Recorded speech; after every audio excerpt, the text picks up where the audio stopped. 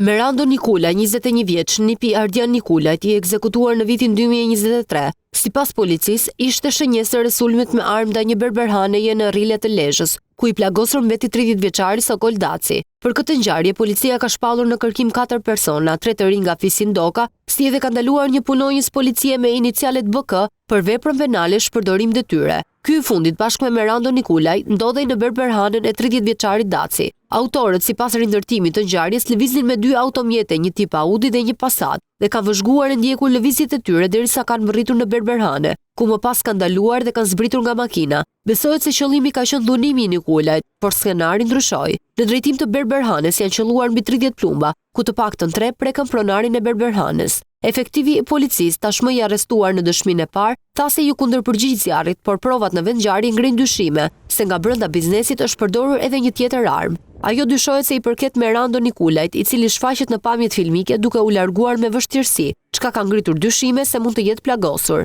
Përplasja me armë zjarri besohet se e ka gjenezën nga një sherrri ndodhur më 9 mars të vitit 2025 në Shëngjin, ku të përfshirë kanë qenë Eliseo dhe Gerando Ndoka. Në atë kohë, drejtoria vendore e policisë Lezhë njoftoi se kishte ndodhur një aksident dhe jo një përplasje e dhunshme. Policia, përveç Gerando, Eliseo dhe Kevin Ndokës, po kërkon edhe shënjestrën Merando Nikulajin, por pavarësisht kontrolleve, ata mbeten të lirë në arrati.